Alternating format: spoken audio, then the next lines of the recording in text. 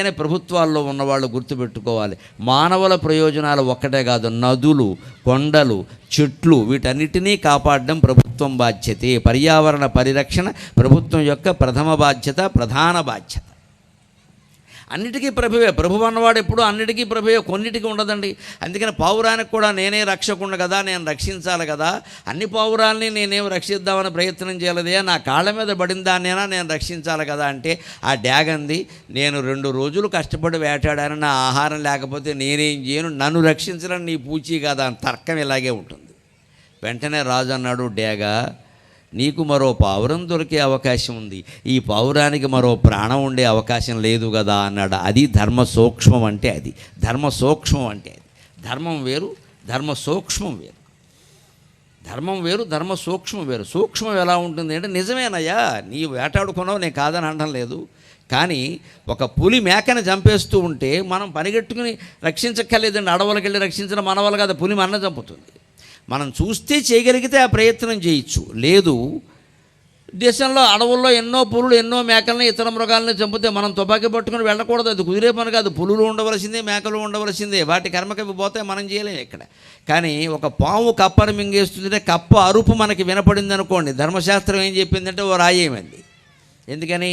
పాముకు మరో కప్ప దొరుకుతుంది, కప్పకు మరో ప్రాణం లేదుగా, నీకు వినపడింది కాబట్టి, నువ్వు మనిషివి కాబట్టి నువ్వు ఒక్క రాయి అంతవరకే. అంతేగాని పొద్దున్నే బడి మానేసి సంచి నిండా రాళ్ళు వేసుకుని ఎక్కడ కప్పలు ఉన్నాయో వాటిని కాపాడదామని బయలుదేరకూడదు. ఓవర్ యాక్షన్ అంటారు దాన్ని. హింసకి అహింసకి తేడా అదే. వైదిక ధర్మం అంటే ఇలాగే ఉంటుంది లెక్క. ఇప్పుడు ధర్మ సూక్ష్మాలు ఉంటాయి. బలవంతంగా అందరూ హింస పాటించరాదు, హింస చెయ్యరాదు అని చెప్పదండి. అందరూ అహింసాపరులే ఉండాలని వైదిక ధర్మం చెప్పదు, సాధ్యం కాదు, అది అసాధ్యమైన విషయం. అది అహింసే ప్రధానంగా పుట్టిన కొన్ని మతాలు వెళ్ళిపోయాయి, ఎక్కడ ఏం కనపట్లే. ఎందుకంటే ప్రాక్టికల్లీ ఇంపాసిబుల్, వాస్తవంగా అసాధ్యం. హింస చేయకుండా మనిషికి సాధ్యం కాదు. నేను మాట్లాడుతుంటే ఇక్కడ ఎన్నో దోమలు వస్తాయి.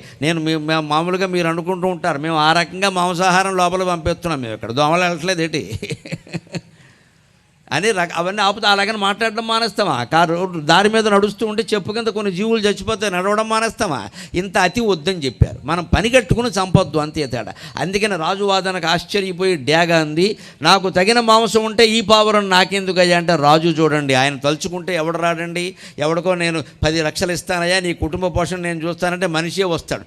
ఆ రాజు అనుకున్నాడు, ఎవరినో పిలవడం ఏమిటి, ఈ పావురం కోసం నేనే త్యాగం చేయాలి కదా అని తన తొడ కోసి మాంసం తక్కెట్లో వేసి పావురం అంత మాంసాన్ని తూచే ప్రయత్నం చేస్తే ఎంతకీ తోగలేదండి, ఎంతకీ తోగలేదు. దేవతల పరీక్ష సామాన్యమా?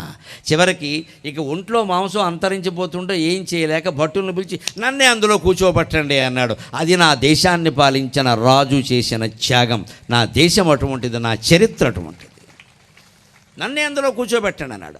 అప్పుడు అగ్నిదేవుడు ఇంద్రుడు ప్రత్యక్షమై, రాజా నీలాంటి రాజులు ఉండాలయ్యా దేశానికి, ప్రపంచానికి అంతటికీ ఆదర్శమైన వాళ్ళు, మేము నిన్ను ఆశీర్వదిస్తున్నామని ఆశీర్వదించి వెళ్ళిపోయారు. అందుకని ఇక్కడ నేను జాతి గువ్వకయ్యి పొంగిన కండలనిచ్చున శిబిత్యాగము అన్నారు. జాతి అంతా ఒక పావురం అనుకుంటే ఆ పావురం కోసం తన మాంసాన్ని త్యాగం చేసినటువంటి శిబి చక్రవర్తి లాగా ఇవాళ మొత్తం భారత జాతిని కాపాడడానికి తమ శరీరాలు ఖండాలు అయిపోయినా కూడా త్యాగం చేశారండి. హెలికాప్టర్ ప్రమాదంలో మరణించిన మహానుభావులు అందరూ అటువంటి వాళ్ళే. వారికి భక్తి శ్రద్ధలతో మనం నమస్కారం చేయాలి. ఎందుకంటే ఆ మహానుభావుడు ఎందుకు ఎడుతున్నాడు, వెల్లింగ్టన్ కాలేజీలో ఆయన చదువుకున్నాడు. అది డిఫెన్స్ స్టాఫ్ కాలేజీ. అక్కడ కొత్త సైనికులు ఉంటారు, వారిని ఉద్దేశించి ప్రసంగం చెయ్యాలి. మాకు మళ్ళీ ప్రవచనం చెప్పడం కాదు, ఇది ఉత్తేజితులు అయ్యేలా మాట్లాడాలి. సైనిక వృత్తిలో ఇన్ని ప్రయోజనాలు ఉంటాయి కదా, ప్రయోజనాల కంటే ఎక్కువగా త్యాగం గురించి చెప్పాలి. అది ఆయన చేసి చెప్పాలి. ఆ ప్రసంగం చేయడానికి ఆయన వెడుతూ ప్రమాదం పాలయ్యాడు. ఆయన ఏమైనా ఊహించాడా? అలా ఊహిస్తే భార్యతో వెడతారా అండి ఎవరైనా? పాపం ఏదో సరదాగా ఆవిడ కూడా వస్తాను అంటే అర్ధాంగి కదా అని రమ్మన్నారు. 18 మంది కెపాసిటీ ఉండే చోట 14 మంది ఎక్కారు. వారు నియమాలు కూడా ఏమీ ఖాతరు చేయకుండా చేయలేదు, అశ్రద్ధ కూడా చేయలేదు. అంతేకాదు సైనిక హెలికాప్టర్ దానికి అన్ని రకాల పరీక్షలు చేశారు, అన్నీ బాగున్నాయి.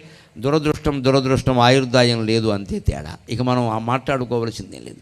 అంతటి త్యాగం చేసిన వాళ్ళ గురించి మనం నిజంగా నివాళి అర్పించాలి అంటే చేయవలసింది ఏమిటయ్యా? 2 పనులు. ఒకటి మౌనం పాటించాం మనం, మౌనపానమున అత్యుతమైన ప్రశాంతి నందడిన్. రెండవ పని ఏమిటంటే మన పిల్లలకి ఆ త్యాగాల గురించి చెప్పాలి. ఇక్కడ నా మాటలు విన్న వాళ్ళందరూ, ఇది 2 గంటల ప్రసంగంలో నేను జవాన్ కిసాన్ 2 విభాగాలు చేసుకుని చెబుతాను కాబట్టి గంటసేపు జవాన్ గంటసేపు కిసాన్ అనుకుంటే ఈ విన్నటువంటి మాటల్లో మీకు బాగా నచ్చినవి, మీకు అర్థమైనవి మళ్ళీ మీ పిల్లలకి రాని వాళ్ళందరికీ చెప్పండి. ఆ తర్వాత యూట్యూబ్లో ప్రసారం అవుతాయి. గరికపాటి నరసింహరావు అఫీషియల్ అన్న దాంట్లో అన్నీ ఎప్పటికప్పుడు ప్రసారమే వస్తాయి. ఇది కూడా 4 రోజుల్లో సంస్కరించిన తర్వాత అది ప్రసారం అవుతుంది. అక్కడ చూపించండి పిల్లలకి ఇలా ఉంటుందని. ఇవాళ నేను ఎంత ఆశ్చర్యపోతున్నాను అంటే, మొత్తం కనపడి మేము వింటున్నాం అని చెబుతున్న వాళ్ళు 20 నుంచి 40 ఏళ్ల వాళ్ళు ఎక్కువ. 20 నుంచి 40 ఏళ్ల వాళ్ళు ఎక్కువ. నాకు నమ్మకం ఉంది దేశం బాగుంటుంది. 20 ఏళ్ల క్రితం నేను అవధానాలు మొదలుపెట్టినా, 10 ఏళ్ల క్రితం ప్రవచనాలు మొదలుపెట్టినా నాకు ఒకటే నమ్మకం, మా అమ్మ చెప్పింది ఆ నమ్మకం. మా అమ్మకి నేను నమస్కారం చేసినప్పుడు నా మెడలో ఈ కండువా వేసి, నేను కండువా కింద వేయట్లేదురా, ఇది జాతీయ జెండా అని నీకు వేస్తున్నాను అని చెప్పింది ఆవిడ. అది నాకు మనస్సులో ఉండిపోయింది బాగా. ఇది జాతీయ జెండా అని చెప్పి వేసింది. అందుకని జాతిని రక్షించడం, దేశభక్తిని గురించి చెప్పడం నా కర్తవ్యం. కాబట్టి నా ప్రవచనాల్లో ఎప్పుడు దైవభక్తి ఎంత ఉంటుందో దేశభక్తి అంత ఉంటుంది, కర్తవ్యం అంత ఉంటుంది. ఖచ్చితంగా పుణ్యం ఎంత ఉంటుందో కర్తవ్యం అంత ఉంటుంది నాది. దైవభక్తి కంటే దేశభక్తి ఎక్కువ. అందుకని ఇది మీ పిల్లలకి మీరు చెప్పగలిగితే, ఇది మళ్ళీ వాళ్ళ మనసులో నాటుకునేలా చేయగలిగితే, దేశంలో అవినీతి పోవడం అనేది పెద్ద సమస్య కాదు. అవినీతికి మూలం అజ్ఞానం. గమనించాలి మనం. అవినీతికి మూలం ఏదో స్వార్థం కాదండి, అజ్ఞానం. అజ్ఞానం అంటే ఏమిటో తెలుసా? మనిషి ఎంతసేపు ఈ దేహమే నేను అనుకుంటాడు. ఇదే అజ్ఞానం. అందుకోసమే దేహం కోసం, దేహ బంధాల కోసం ఇన్ని 100 కోట్లు సంపాదిస్తున్నాం. లేకపోతే అవినీతి ఎందుకండి?